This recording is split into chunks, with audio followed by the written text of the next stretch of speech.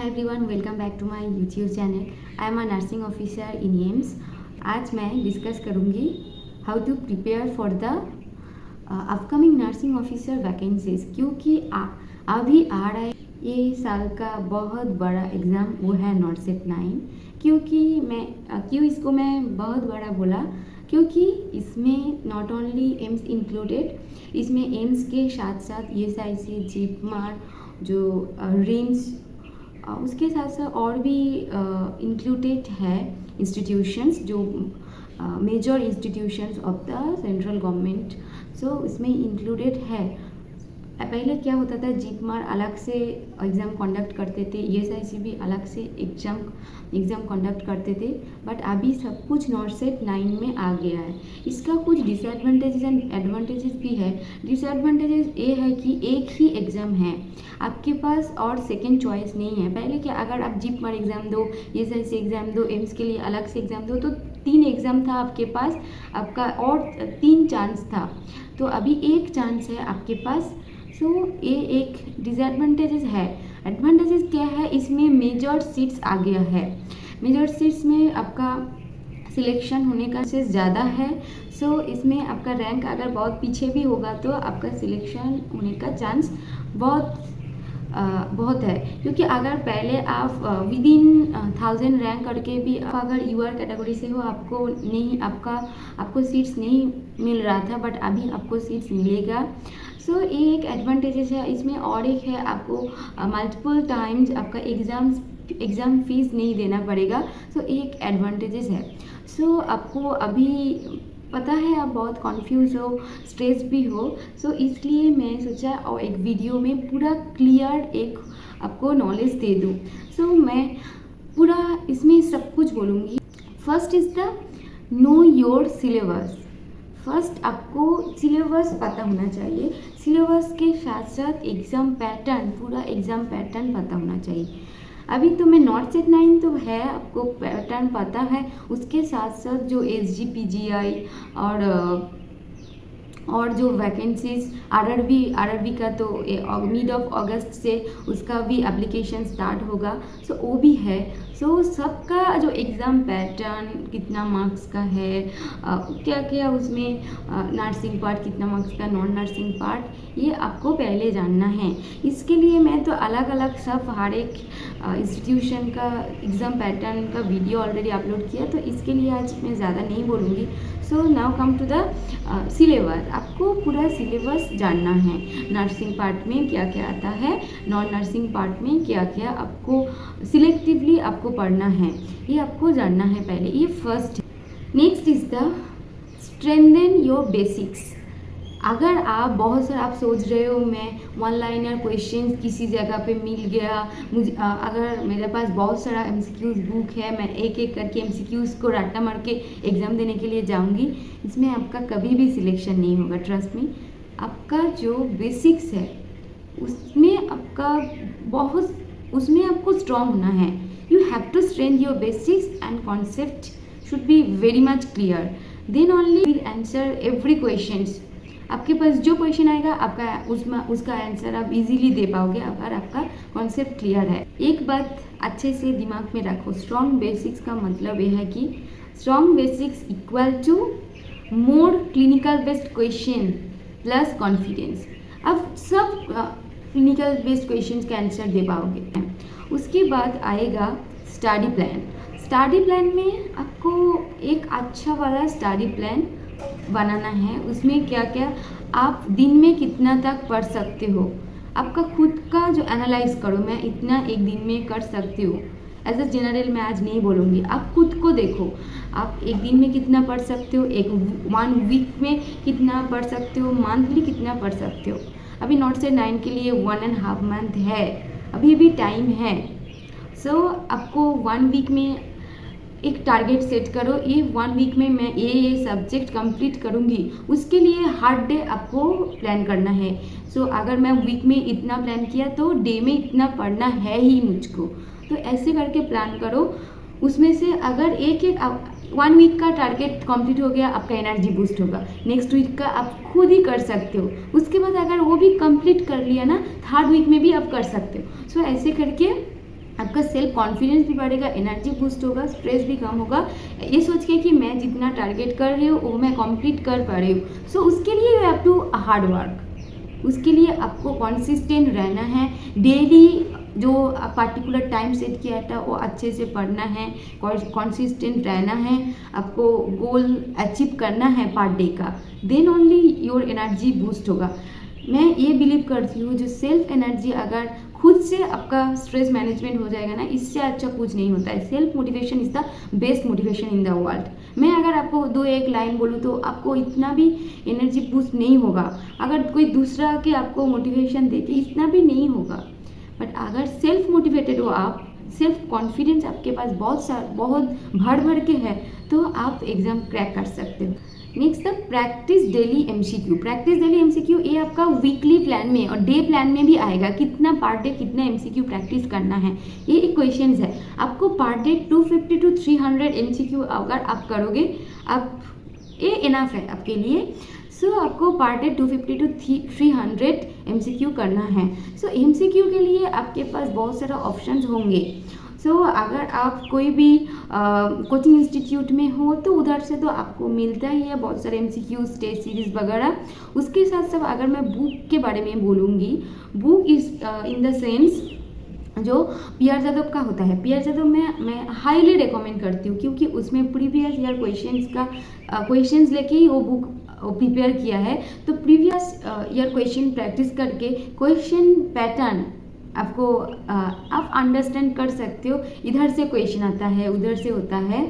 सो आपको ये भी एक आइडिया हो जाएगा कि रिपीटेड टॉपिक्स भी क्या क्या होता है। सो वो पी.आर. जादव का बुक है। अगर और मैं ऑप्शंस बोलूँगी एमसीक्यू के लिए, इनक्लेक्स का बुक तो है। इनक्लेक्स मैं फर्स्ट रिकमेंड नहीं करती हूँ, जो बेसिक बुक्स है जो आपको करना है, उसके बाद अगर आपको टाइम मिलेगा then you can go for the NCLEX का जो बुक है। और एक है इनक्लेक्स का एक पर्पल कलर का ऐप है, सो उसमें भी आप वो एमसीक्यू प्रैक्टिस कर सकते हो। और एक है टेस्ट बुक जो ऐप है, उसमें भी बहुत सारा क्विजेस करके 5 करके क्वेश्चंस है, 20 क्वेश्चन भी है, फ्री है। जो फ्री है उसमें से वो आप प्रैक्टिस कर सकते हो। मैं कुछ खरीदने के लिए नहीं बोल रही हूँ, जो फ्री है उसमें से आप, क्योंकि आपको जहाँ से एमसीक्यू मिलेगा आपको प्रैक्टिस करना है, ये है आपका रूल। तो इतना नहीं देखना है, तो ये फ्री है। उसके बाद जो एमसीक्यू में आपको फोकस करना है, मैं टारगेट हाई बुक का बोलूँगी। टारगेट हाई बुक का नॉर्मल एमसीक्यू नहीं करना है, इतना भी इम्पॉर्टेंट नहीं है।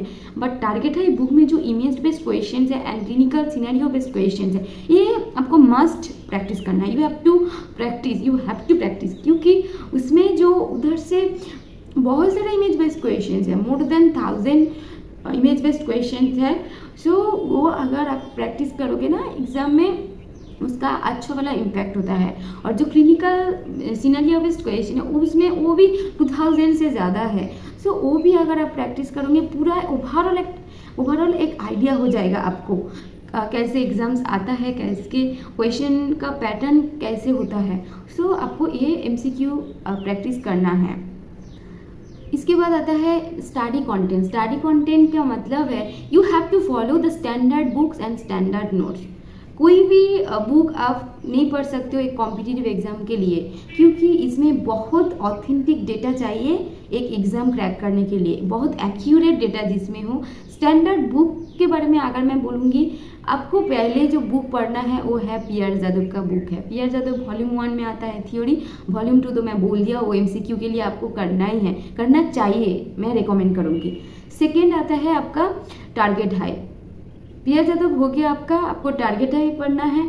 टारगेट हाई अगर नहीं पढ़ना चाहते हो तो कोई है टारगेट हाई का वॉल्यूम देख के नहीं पढ़ता है, उसके लिए मैं बोलूँगी मिशन पौड़ीचारी का जो बुक है, मिशन हाई नर्सेस का एक बुक है मिशन पौड़ीचारी का बोल के, वो आप पढ़ सकते हो। मिशन पौड़ीचारी का इज़ वेरी मच गुड, उसमें भी बहुत ज़्यादा स्टडी मटेरियल है एंड ऑथेंटिक डेटा है उसमें। सो पी.आर. जादव तो हो गया, वो बेसिक कॉन्सेप्ट क्लियर करने के लिए दैट्स इनफ। पी.आर. जादव का जो बुक है, उसके बाद थोड़ा सा एडवांस के लिए टारगेट हाई और मिशन पौड़ीचारी का, अगर आप दोनों कर सकते हो तो ये बहुत अच्छा है। ये 3 बुक अगर कर लो तो और कुछ नहीं करना है आपको। उसके बाद कोई सोचता है इसमें भी मुझे नहीं होगा, ऐसे कोई बहुत सारे लोग हैं, क्योंकि बहुत जन से बहुत वो लोग ऐसा है, ये बहुत सारे जगह से वो आइडियाज़ लेते हैं। मैं बोलूँगी कॉम्पिटिटिव एग्ज़ाम्स के लिए इतना सारा आइडियाज़ आपको नहीं चाहिए, क्योंकि आप जितना कन्फ्यूज़ होंगे आपका एग्ज़ाम्स इतना ही कन्फ्यूज़ रहने वाला है।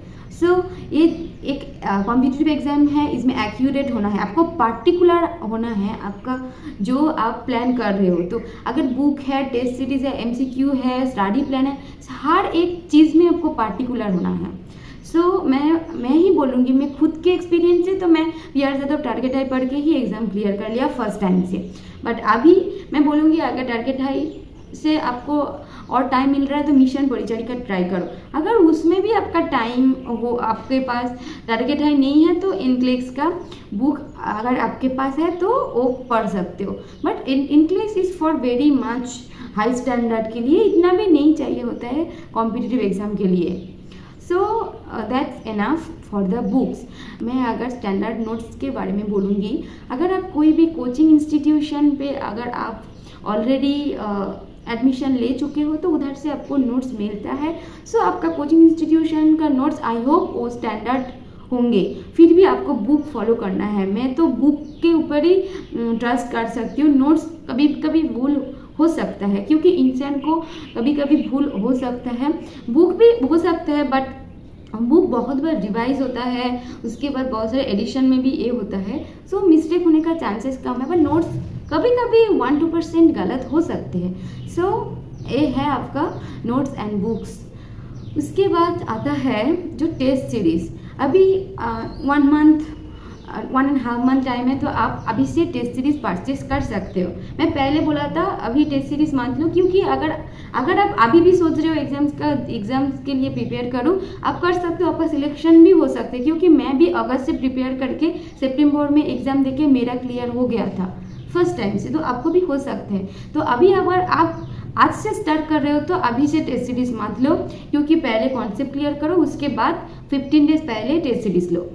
अगर आपका थ्योरी कंप्लीट हो गया, कॉन्सेप्ट क्लियर हो गया, देन आज से ही आप टेस्ट सीरीज़ लो, क्योंकि self evaluation is very much important. Test series लो। अगर टेस्ट सीरीज़ नहीं लो तो भी इतना भी प्रॉब्लम नहीं होता है। अगर आप एक 100 PR जादव का बुक से 100 MCQs लेके टाइमर ऑन करके उसमें भी ब्रेक्स ना लेके अगर आप वो वाला एग्ज़ाम दोगे ना, आपका जो स्पीड है, एक्यूरेसी, एग्ज़ाम का स्पीड, एक्यूरेसी, नेगेटिव मार्किंग आप खुद ही एनालिसिस कर सकते हो अगर टेस्ट सीरीज़ ना लो। मैं ऐसे किया था जब मैं प्रीली के लिए अपियर किया था। मैं प्रीलिम्स के पहले कोई भी टेस्ट सीरीज़ नहीं लिया था। मैं PR जादव का जो MCQs बुक है उसमें ही मेरा पूरा ट्रस्ट था। उसके बाद मेंस के टाइम में, क्योंकि उसमें नॉर्थ 7 में 160 मार्क्स का क्वेश्चन पैटर्न आ गया था, उसमें बोला था बहुत सारा सिनेरियो बेस्ड क्वेश्चन आएगा, इसलिए मैं सोचा मैं इतना रिस्क नहीं लूँगी, इसलिए मैं टेस्ट सीरीज़ लिया था 300 रुपीज़ का 15 टेस्ट सीरीज़। ये भी इतना कॉस्टली नहीं था। ऐसे भी आप कर सकते हो, बट आप अगर आपको चाहिए तो आप अभी से टेस्ट सीरीज़ बाय कर सकते हो। बट इतना मत लो, weekly 2 to 3 test series is enough. That's about the test series. Next point is the revision. अगर आप बहुत सारा बुक से पढ़ाई किया, बहुत आपको पता है मैं ये बुक पढ़ लिया, PR जादव पढ़ लिया, टारगेट हाई पढ़ लिया, इनक्लेक्स पढ़ लिया, मिशन परिचारिका और जो बुक्स है सब आपको थ्योरी कंप्लीट है, बट आप रिवाइज ही नहीं किया तो आपका कभी भी सिलेक्शन नहीं होगा। तो जो फर्स्ट जो लोग हैं जिसका थ्योरी कंप्लीट हो गया, तो वो लोग आज से रिविजन स्टार्ट करो। रिविजन टाइम ज़्यादा रखो, 3 to 4 आवर्स रिविजन के लिए रखो। और आपका जो डेली जो गोल है उसमें जो न्यू जो आपका वीक पॉइंट्स है वो रखो, और MCQ के लिए अलग टाइम रखो। ये है आपका जो लोगों का थ्योरी कंप्लीट हो गया। जो लोगों का अभी से स्टार्ट कर रहे हो, बहुत सारे लोग हैं अभी भी सोच रहे थे एग्ज़ाम दूँ या ना दूँ, क्योंकि नॉर्थ 9 तो है, उसके बाद RRB भी है, उसके बाद SGPGI का भी है, बहुत सारे एग्ज़ाम्स है। अभी भी आप स्टार्ट कर सकते हो। अगर पहले आप थ्योरी कंप्लीट करो एक बार। मैं इसमें अगर बोलूँगी PR जादव का बुक आपके पास है, टारगेट हाई का बुक आपके पास है, और इधर मिशन परिचारिका है। PR जादव से आप स्टार्ट करो फंडामेंटल ऑफ नर्सिंग, उसके बाद आप मेड सर्च में जाओ, टारगेट हाई से मेड सर्च स्टार्ट करो। 2 सब्जेक्ट पर डे हो रहा है आपका, उसके बाद दोनों को फ्लिप कर दो जब ख़त्म हो जाएगा। इससे मेक सेंस, इससे फंडामेंटल ऑफ नर्सिंग, तो उसमें ही आपका और एक बार रिवीजन हो गया अगर 2 बुक से आप पढ़ाई कर रहे हो तो वो एक है। उसके वो ये तो रिवीजन करके करके आपको सिलेबस कवर करना है, वो एक गया। उसके बाद पूरा सिलेबस खत्म होने के बाद आपको रिवीजन करना है, ये तो है। उसमें लास्ट 15 डेज में जो लोग अभी सोच रहे हो उनको थोड़ा ज़्यादा पढ़ना होगा, per day at least 12 to 14 hours you have to study, नहीं तो नहीं हो पाएगा, मैं ये बोलूँगी। मैं भी इतना पढ़ाई करके, जो लोग 5 to 6 आवर्स अगर आप पढ़ाई करोगे तो आपका वो पूरा 1.5 महीने में आपका पूरा सिलेबस ही कवर नहीं होगा। सो आपको ज़्यादा पढ़ना है, आपका विदिन 1 मंथ में आपको पूरा थ्योरी कवर करना है। उसके बाद लास्ट 15 डेज अगर रिविजन के लिए रखोगे, लास्ट जो 15 डेज है वो क्विक रिविजन के लिए है, वो जो आपका वीक पॉइंट है वो आइडेंटिफाई करने के लिए है, जो मिस्टेक्स हो रहा है वो आपको करेक्ट करना है लास्ट 15 डेज में। लास्ट 15 डेज में आप अभी इतना भी न्यू ट्राई नहीं कर सकते हो, उसमें आपको सिर्फ क्विक रिविजन, वो जो करेक्शन ये करना है। एक्यूरेसी आप तो टेस्ट सीरीज दोगे, एमसीक्यू प्रैक्टिस करोगे, उसमें अगर कोई भी नेगेटिव आप खुद को ढूंढना है वो आपको करेक्ट करना है। और जो एक्यूरेसी वो खुद को ही लेके आना पड़ेगा, कोई आपको आगे नहीं देंगे, गिफ्ट नहीं करेंगे एक्यूरेसी को। नेगेटिव मार्किंग कैसे कंट्रोल करें ये भी आपको गिफ्ट नहीं करेंगे, सो आपको ही कंट्रोल करना है, आपको खुद को एनालिसिस करना है। Next is the current affairs and GK, जो नॉन नर्सिंग पोर्शन होता है। नर्सिंग 9 तो प्रीली में ही सिर्फ नॉन नर्सिंग आता है जो 20 मार्क्स का होता है। उसमें करेंट अफेयर्स अगर आप अगस्त का और सितंबर का 15 डेज का करेंट अफेयर्स करोगे ना, उसमें आपका कॉमन आ जाता है। ये मैं एनालिसिस करके ही बोल रही हूँ। मैं अगस्त के लिए ऑलरेडी मेरा टेलीग्राम में per day 10 current affairs static GK post किया है। अगर आप ज्वाइन करोगे, वो सब कवर करोगे ना, उसमें आपको बहुत सारा पर डे मतलब 10 300 करंट अफेयर्स, और फिर सितंबर का भी मैं डालूंगी। सो उसमें भी 500 जैसा करंट अफेयर्स हो जाएगा। सो 1.5 महीने का करंट अफेयर्स करो। और ईयरली अगर देखोगे, ईयरली भी करंट अफेयर्स कुछ स्पेशल अगर हुआ, like the champions trophy India ने बहुत दिन बाद वो उनके पास आया है। सो ये कुछ स्पेशल जो हुआ है, लाइक अभी द्रौपदी मुर्मू जो कॉन्वोकेशन के लिए जा रहे हैं, अभी एम्स कोल्हानी में कल गया था, एम्स भुवनेश्वर से लास्ट वीक आए थे। सो ऐसे कुछ चीज़ों जो है ये करंट अफेयर्स के, ये थोड़ा अप टू डेट आपको रहना है। और जो मैं डाल रही हूँ उसमें ही आई थिंक काफ़ी होता है। और ये करंट अफेयर्स गया। स्टैटिक जीके के लिए भी मैं बोल रही हूँ, फिर भी स्टैटिक जीके आपको अलग से पढ़ना है। स्टैटिक जीके में आपको मैं क्या बोलूँगी, उसमें जो स्पेशल ऐसे यूट्यूब में सर्च करके ही देखो, जो ऐसे लिखो जो मोस्ट 200 जो स्टैटिक जीके हर एक एग्ज़ाम में आता है, वो 2 to 300 स्टैटिक जीके कह रहे हो आप। मुझे पता है आपके पास भी बहुत सारा जनरल नॉलेज है। आप जानते हो जो फर्स्ट प्राइम मिनिस्टर कौन था, फर्स्ट गवर्नर कौन था, ये तो आपका जनरल नॉलेज ऑलरेडी है। कुछ और भी ऐड करना है जनरल नॉलेज के लिए। सो ये काफ़ी होता है, इतना भी नहीं करना है नॉट सेट के लिए। और जो आता है मैथ्स एंड रीजनिंग के लिए, मैं एक ही यूट्यूब चैनल आपको अभी बोल रही हूँ, इमरान सर मैथ्स, ये है एक यूट्यूब, या ऐसे करके सर्च करो, उनका मिल जाएगा। वो बहुत फेमस है, उनका 20 लाख से ज़्यादा फॉलोअर्स भी है। सो उनका जो डेटा जो ऑथेंटिकली वो लोग उन्होंने पूरा मैथ्स एंड रीजनिंग का सॉल्व करते हो। मैं प्रीलिम्स के पहले 2-3 दिन देखा था, इतना भी अभी से ये नहीं करना है आपको। लास्ट 1 वीक आपको रीजनिंग मैथ का प्रैक्टिस करना है, फिर अभी से अगर करोगे ना भूल जाओगे। सो लास्ट 1 वीक अगर वो सर का वीडियोस आप देखोगे ना, आपका पूरा रीजनिंग इतना शॉर्ट ट्रिक्स में शॉर्ट टाइम में सॉल्व हो जाएगा आपका। सो इतना टेंशन मत करो। आरआरबी के लिए मैं अगर बोलूँगी, उसमें आपको नॉन नर्सिंग पार्ट बहुत ज़्यादा एफर्ट्स डालना होंगे, क्योंकि उसमें आपको तो मैथ्स रीजनिंग उधर से हो जाएगा, और सर का क्लास से जो वीडियोस अगर देखोगे 1-2 करके आपका हो जाएगा। बट उसमें जो करंट अफेयर्स भी अगर 3 महीने का आपको करंट अफेयर्स करना है आरआरबी के लिए। सो अभी आरआरबी का एग्जाम डेट नहीं आया तो अभी से करंट अफेयर्स नहीं करना है। But general science and general knowledge के लिए आपको बहुत कुछ जानना पड़ेगा। उसके लिए अगर अड्डा 24/7 एसएससी सीजीएल का जो आता है, उसमें जो 1500 का जनरल नॉलेज का एक मैराथन क्लासेस का वीडियोस यूट्यूब में है, वो आप देख सकते हो। बट अभी से मत करो, भूल जाओगे। अभी सिर्फ नर्सिंग पार्ट में ध्यान दो। जब वो एग्ज़ाम का डेट पब्लिश होंगे उसके बाद आप करो, अभी से मत करो। जनरल साइंस में भी ऐसे करके एसएससी सीजीएल का जो जनरल साइंस आता है ऐसे करके सर्च करो। आरआरबी एनटीपीसी का बहुत सारा यूट्यूब चैनल है, क्योंकि आरआरबी का पैटर्न है ना, आरआरबी एनटीपीसी के लिए जो चैनल है उसमें से जो जनरल साइंस देते हैं वो टीचर लोग, उसमें अगर 500,000 का जो मैराथन क्लासेस होता है सो उसको अगर प्रैक्टिस करोगे तो आपका हो जाएगा। बट बहुत पुराना वाला करने से कुछ फ़ायदा नहीं होने वाला है। 3 to 6 मंथ्स पहले जो वीडियोस पोस्ट किया उससे आप कर सकते हो। So that's all about the non nursing part. Next point is the time management.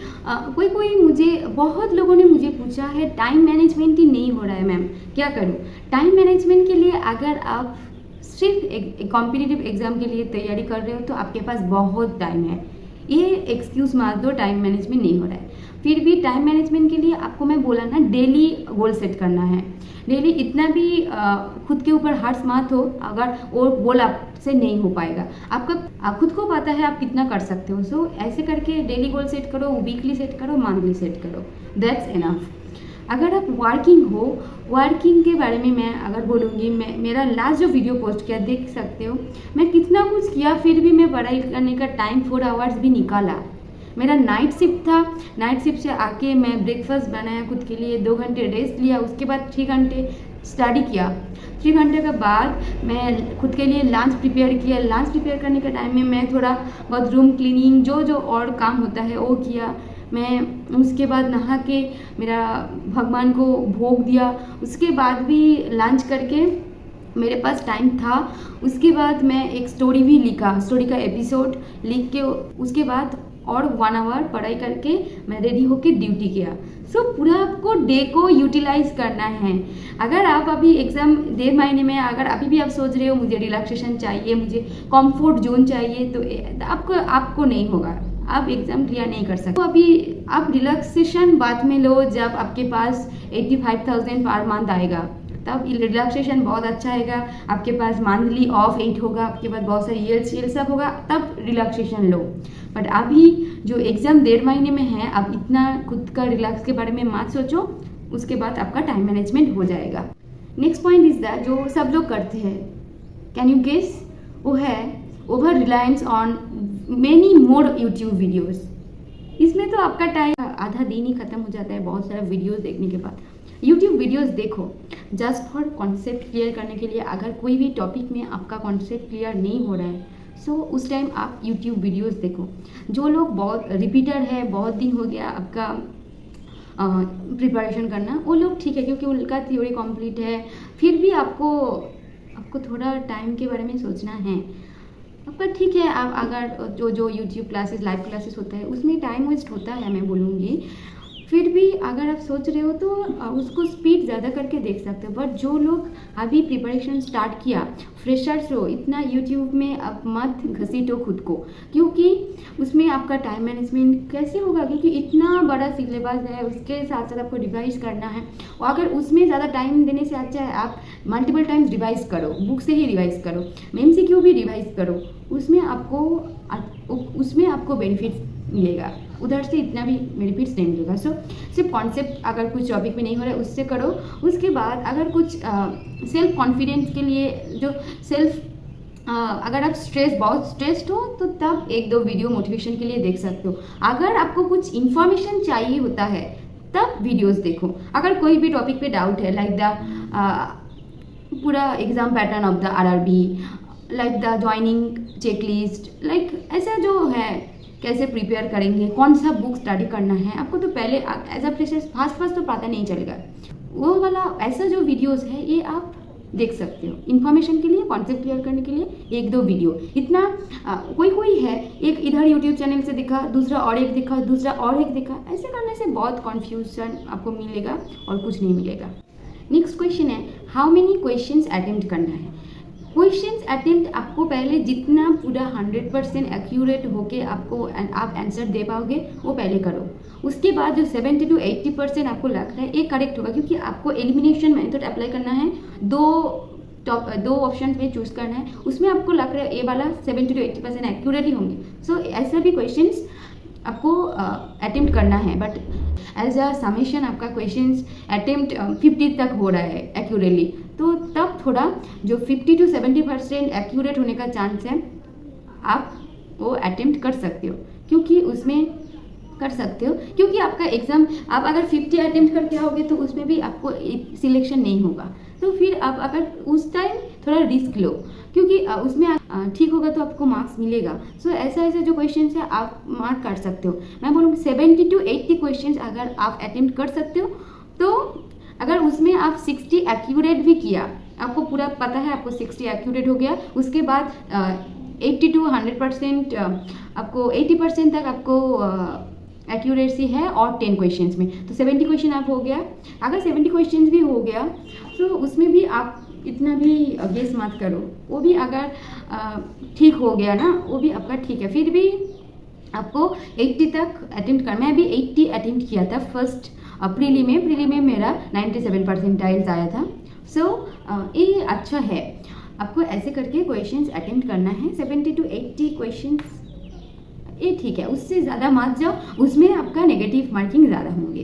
कोई सोचते हैं मैं 100 ही अटेम्प्ट करती हूँ। मेरे नेक्स्ट सीट में एक लड़की थी, वो मुझे मेंस के टाइम में पूछा कितना अटेम्प्ट किया। मैं तो इतना अननोन है, कभी भी बात भी नहीं किया, फर्स्ट क्वेश्चन पूछ रहे हैं कितने अटेम्प्ट किया बोल के, थोड़ा मैं इतना भी कंफर्टेबल नहीं हुआ था विदिन 3 to 4 सेकेंड में। तो उसके बाद मैं पूछा, मैं बोला आंसर किया, इतना भी काउंट नहीं किया बोल के। मुझे पता था मैं 140 आंसर किया था मेंस में, 20 नहीं किया था। वो बोला है, मैं उसको उसके बाद बोला आपने कितना किया, वो बोला मैं तो 158 किया, 2 मुझे लग रहा था एक्यूरेट इतना भी नहीं है, इसलिए मैं वो 2 छोड़ दिया। मैं सोचा 158 एक्यूरेट है उनका, 2 एक्यूरेट नहीं है, तो ये है टॉपर, ऑल इंडिया रैंक 1 लेने वाला है। फिर भी तो गया टपक से, पता नहीं उसका कहाँ रैंक गया, बट वो लड़की विदिन वो जो लड़की थी वो तो ऑल इंडिया रैंक 1 नहीं लेके आया। तो ये है स्टोरी, आपको ज़्यादा अटेम्प्ट नहीं करना है।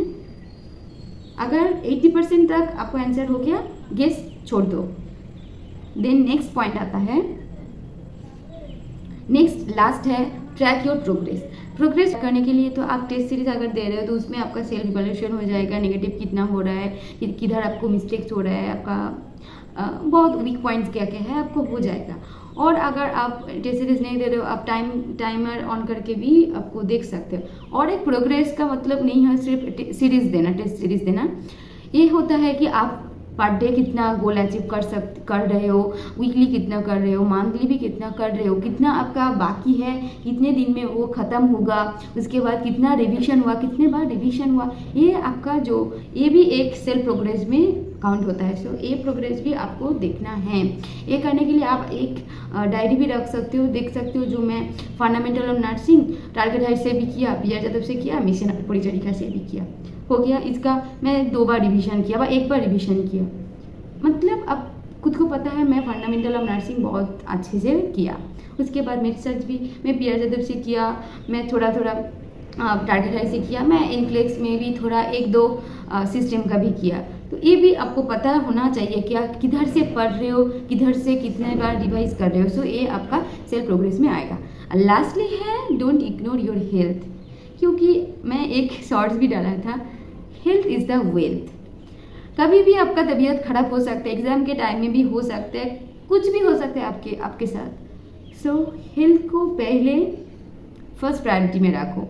मेंटल हेल्थ, फिजिकल हेल्थ, सब हेल्थ जो हेल्थ का डिविजन में आता है, सब कुछ आपको ख्याल रखना है, क्योंकि स्ट्रेस मैनेजमेंट तो करना है। उसके लिए बहुत सारा है, योगा करो 5 मिनट, मेडिटेशन करो 5 मिनट, योगा करो 10 मिनट 15 मिनट्स, तो आपका स्ट्रेस मैनेजमेंट हो जाएगा।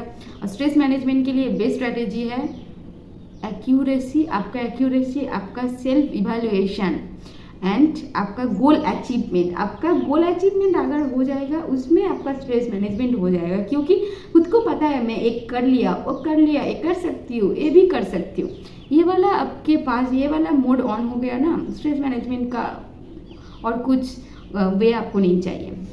और फिजिकल हेल्थ तो आपको अच्छे से पानी पीना है, खाना भी हेल्दी खाना है, और स्लीपिंग में भी तो ध्यान देना है। पूरा रात भर पढ़ने से कुछ नहीं होता है, आपको एटलीस्ट एग्ज़ाम के टाइम में मैं अभी नहीं बोलूँगी 8 घंटे सो जाओ, अभी एटलीस्ट 6 आवर्स, 5 to 6 आवर्स आपको रेस्ट करना ही है। सो अगर इसके बाद भी कोई भी टॉपिक पे आपको डाउट है तो यू कैन कमेंट डाउन। आज के लिए बाय बाय।